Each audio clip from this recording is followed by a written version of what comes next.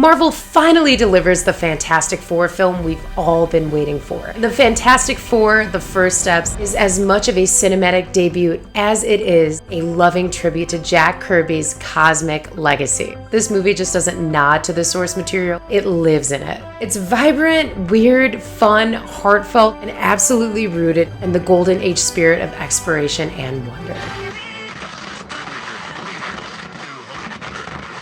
Hey guys, welcome back to Relatable Nerds. Kyra here, and today I am going to be doing a spoiler review of my favorite parts of the Fantastic Four, The First Steps. I am just getting home after watching this movie for the first time, and wow, I have so many thoughts and ideas about this movie, but I've just narrowed it down to a couple things that I want to touch base in this spoiler review / reaction. And I can't wait to get into it because this concludes the long month of July debut of movies. We started out strong with Jurassic Park, then we jumped to my favorite movie of the year, Superman, and of course we finished it off with the Fantastic Four, The First Steps, and it was nothing short of fantastic. Let's get into it. One of the first things I was so excited about when the Fantastic Four announcements started coming out was the cast. I really love this cast. I enjoyed them so much on the screen. They all had just such tremendous chemistry together. It was such a joy to watch. And they were just so well matched. Pedro Pascal brings Reed Richards to life as that classic overthinking genius that surprisingly has a very vulnerable side when he's not pissing off Sue Storm completely. And Vanessa Kirby as Sue Storm, she is just quietly powerful, the mother of this film. This movie felt like it was Vanessa Kirby's movie. She was fighting for her family, her friends, her world, her planet, and of course her son, which of course, it was revealed in one of the more recent Fantastic Four trailers that Sue is pregnant, and she is very much going to have baby Franklin in this movie, and she is fighting to do everything she can to protect her family. And I really loved Vanessa Kirby's portrayal of Sue Storm. She was just the emotional core of this family, of this team, of the world. People looked to her for guidance. They trusted her. Just had a way of making all people feel heard and that she was going to be there for them. And it was really cool to see her step into this role and Sue Storm to thrive because she really did save the day many different times. Joseph Quinn lit up the screen as Johnny Storm, balancing his extreme confidence with some insecurity at times, and I thought his range as an actor in this film was great. He had such amazing comedic relief as well that I thoroughly enjoyed, and everybody was laughing throughout in the theater. I really loved Johnny Storm in this. And last but not least, Yvonne Moss-Bachrach's portrayal of Ben Grimm, the soul of this movie. He's gruff, funny, heartbreaking, likes to cook, and I think his design, the physicality of this Thing costume, was the best one we've seen thus far in a Fantastic Four adaptation. This cast, they felt like a real family. They had such tremendous chemistry. Herbie, the robot as well, just helping them out whenever they were in space, whenever they were on planet Earth. It was just so fun to watch all of them thrive together throughout this film. Let's get into Galactus now, the villain that everybody has been wanting to get more glimpses of throughout all of these trailer releases. And let me tell you, this guy is larger than literal life. I like Galactus as a villain, not obsessed with him if I'm being honest. He was teased throughout the first couple parts of this movie, but he really showed up in the third and final act. The buildup was really intense, really incredible. You just had this cosmic dread just because you knew he was coming to planet Earth and he was going to destroy it. And then we end up finding out that the only way he wouldn't destroy planet Earth was if Sue and Reed gave him their son, just because Franklin is going to be a very strong baby and it would allow Galactus to rest. I wasn't obsessed with this storyline with Galactus. I mean, he was obviously this crazy, super huge villain, and he had Shia LaBeouf, the Silver Surfer, working with him as his scout, which we will get into that, don't worry. But I felt like he lacked a little bit of complexity. I wasn't super interested or invested in him as a villain. His final confrontation with the Fantastic Four also felt a little predictable. I mean, I enjoyed it, don't get me wrong.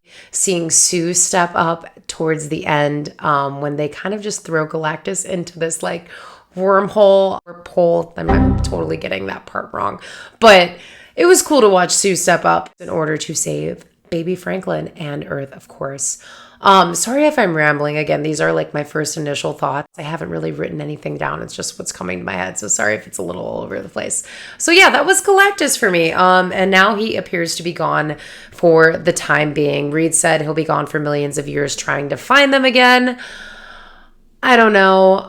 Nothing's ever that easy in the MCU. We'll see about that if we ever see the return of him. But what completely stole the show for me in this movie was Shala Ball, the Silver Surfer. Seeing her in the trailers got me so excited to see Julia Garner's portrayal of her in the movie, and she absolutely delivered. She first appears in the movie just so silver, so shiny, on her surfboard out of nowhere, just has this intense, mesmerizing voice, and she's so conflicted in this movie. We get to learn a little bit of her story on how she became a scout for Galactus. We come to find out Galactus was going to consume her planet, and she decided to sacrifice herself and work for Galactus so her planet could survive. And it's ironic now that she is announcing this to Earth with the Fantastic Four. Morally conflicted there, right? She doesn't really have any other choice but to do this. I really enjoyed Johnny Storm and Shala Ball's relationship. There was a little crushing going on in there.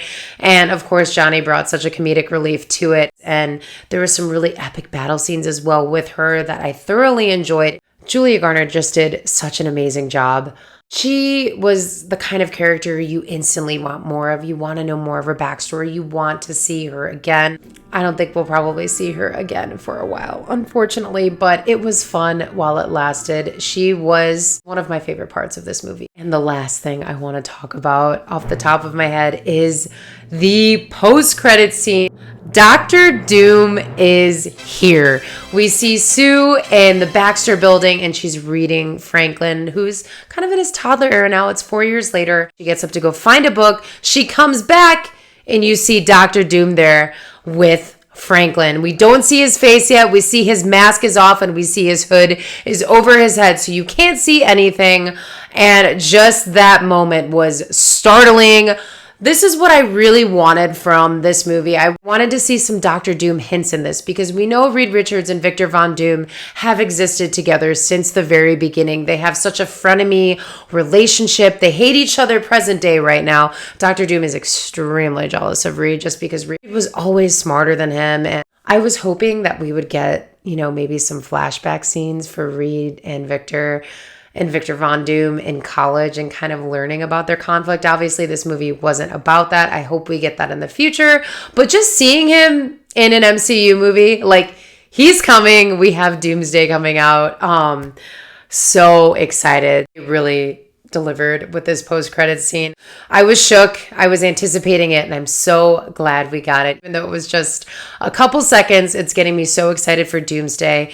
And of course, one of the final things on the screen was Fantastic Four is going to return for Secret Wars, the next Infinity Endgame, you guys. We have Doomsday and Secret Wars. It is going to be absolutely epic. Overall, the Fantastic Four, the First Steps, is exactly what it promises. It's a fresh launch, reintroducing the First family into the MCU. It's not a perfect movie by any means, but with this cast full of heart, genuine laughs, and all of these cosmic battles and high stakes dealing with Galactus, it sets up the MCU on its next phase to a spectacular start, and I can't wait to watch it all and discuss it all with you guys. Let me know in the comments if you are planning to go see the Fantastic Four, the First Steps, and also if you've seen it, let me know your thoughts.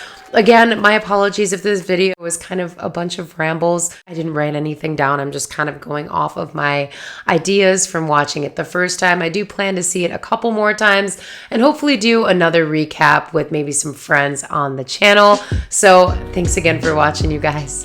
Bye.